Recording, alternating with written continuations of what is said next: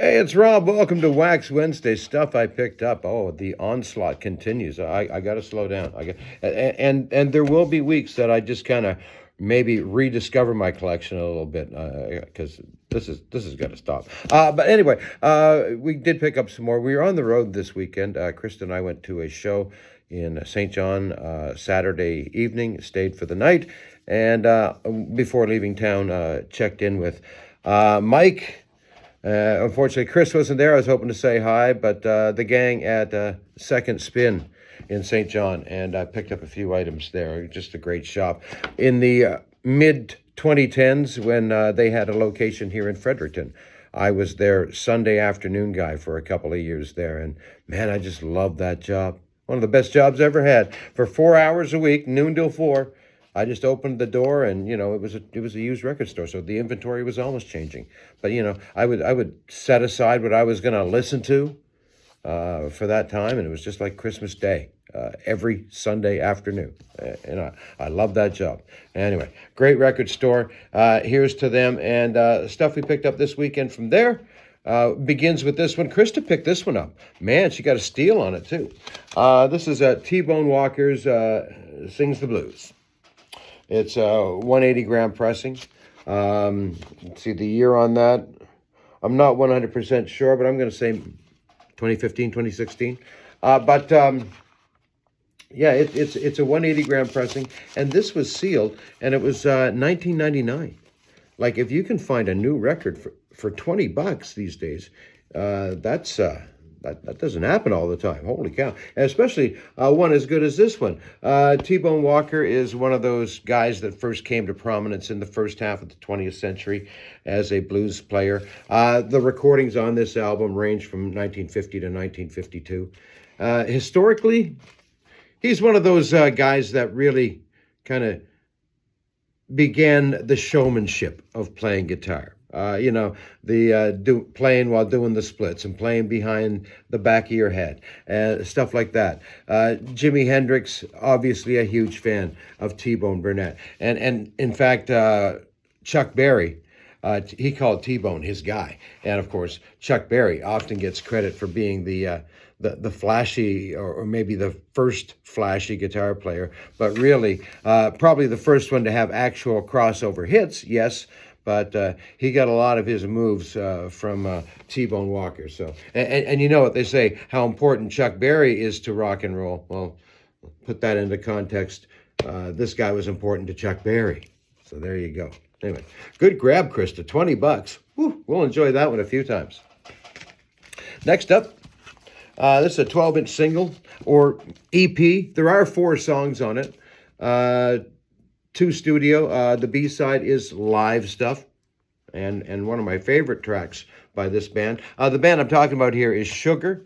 That would be Bob Mould's next band move after Husker Du. He put out some solo stuff between the two, but yeah, this was his first foray into a band dynamic once again, and another 3-piece I might add as well. So obviously that's something that works for him.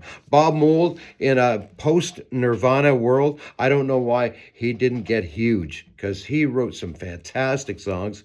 Poppy is all get out, like catchy, but still maintaining that crunch and that definitive Bob Mould sound, which really laid a blueprint on a lot of stuff we would hear throughout the latter part of the 90s. But Sugar, If I Can't Change Your Mind, is the single that is being promoted here. That's off the Copper Blue album, which is just an album that is loaded with singles. Fantastic album, and highly worth seeking out. If you're not familiar, check out Sugar. Copper Blue. Their follow-up was a mini album called Beaster. It's a little tougher sounding.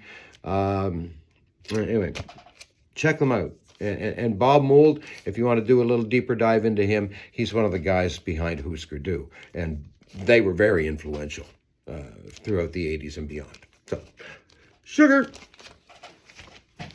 Next up, I'm going to wrap with a couple of releases that have sort of stories behind them. The first one being this one by the Masked Marauders. The Masked Marauders are a hoax band. Uh, and this is where Krista kind of rolls her eyes at me. I know going in that this is not a fantastic record. I know that. But I want it because it's kind of got a cool story behind it. And that story goes, in 1969, Rolling Stone writer Grail Marcus, who was getting fed up with all these supergroups at the time, like Blind Faith and Crosby, Stills, Nash and Young. He thought they were just name recognition cash grabs. And he wrote one for a fictitious band, one that didn't exist, and printed it in Rolling Stone magazine, and they called themselves the Masked Marauders on this fictitious band that was made up of, get this lineup, Mick Jagger, John Lennon, Paul McCartney, George Harrison, and Bob Dylan. Supposedly,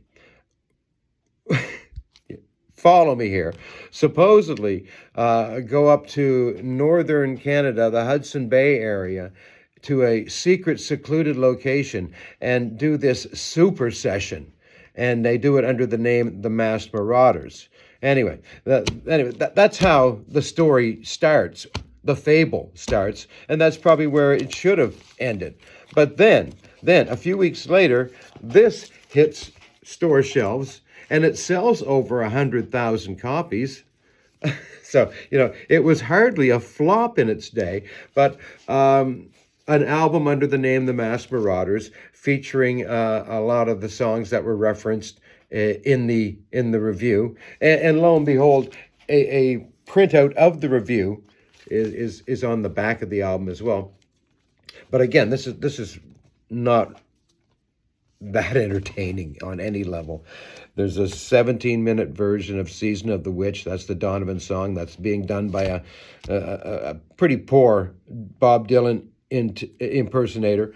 I Can't Get No Nookie is someone trying to do a Mick Jagger to the, it's probably the best song on it, to the tune of sort of I Can't Get No Satisfaction, or at least to the spirit of it. So anyway, a lot of these went out and got returned as deletes. You're hard pressed to find a copy of this that doesn't have a delete punch or a cut corner of some sort saying it was a returned item. But the Masked Marauders, it was $8. Come on, for that story alone, it's worth $8. No, there wasn't a follow-up album. Speaking of follow-up albums, remember Dexy's Midnight Runners? In 1983, they had the huge worldwide hit, Come On Eileen. Everybody knows that song. It was one of the true bangers of the decade and still lives on in classic hit formats world over. It's just one of those undeniable greatest hits of all time. What do you do for an encore? Well, when you're Dexy's Midnight Runners, you do this. This is their follow-up album to that album, Don't Stand Me Down. If you remember what they looked like from the video of Come On Eileen, around that time, they had this, kind of disheveled little street urchin kind of look to them. This came out in 1985, just a couple of years later. And that look is gone. They are buttoned down. They are totally preppy. As you would say in the 80s, and just changed their image altogether. The music, though, is so different. This is one that got universally ignored on the best of days, but quite often critically panned as well. A lot of people thought this was just one of the worst albums of the time. One that had no obvious singles at all. There's a couple of tracks here on This Is What She's Like. That's over 12 minutes long, and it's pretty sprawling on where it goes. But, it's one of those albums that has got vindication over the years as well. Uncut Magazine hails it as a masterpiece or a forgotten masterpiece, some 20 years later.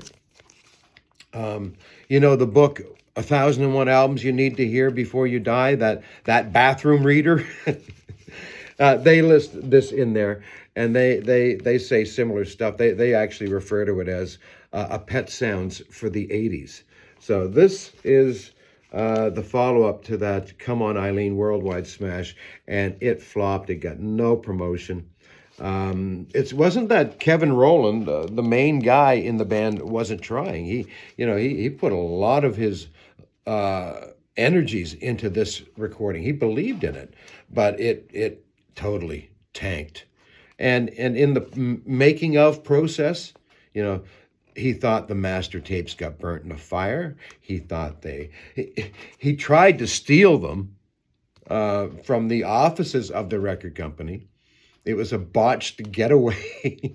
They were kind of grabbed at the getaway car and told to give them back. But, that's just another story that surrounds this particular release of the band. When they were Dexy's Midnight Runners for the 2 Rye album, which had the big hit, I don't know, I think there was 8 or 9 members of it. Now there's only 4.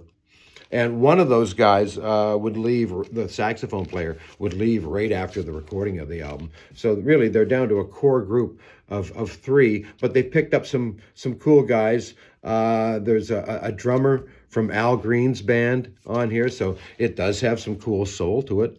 There's a keyboard player from another well-known band that I'm doing a brain fart on it right now. But, they had some players to back them up. But this just went nowhere. But, given the gift of some time, it's kind of looked at as one of those, lost classics. And you know what? The first time I threw it on, I've listened to it twice already. The first time I threw it on, I was kind of going, I don't know if I'm going to get this. I don't know if it's for me. But this morning, I gave it another spin, and lo and behold, didn't it grab me? At least a couple of the songs. So I think this is one that's going to really, it's going to be a grower. It's going to grow on me, and with repeated listens, and probably I will listen to it a few times over the next little while. So hope so anyway, because it is kind of cool, and there are some cool ideas on it, but man, it's all over the place. Oh well. Works for me. And while I was there, I ought to mention this quickly, and I'll post it in the comment section as well.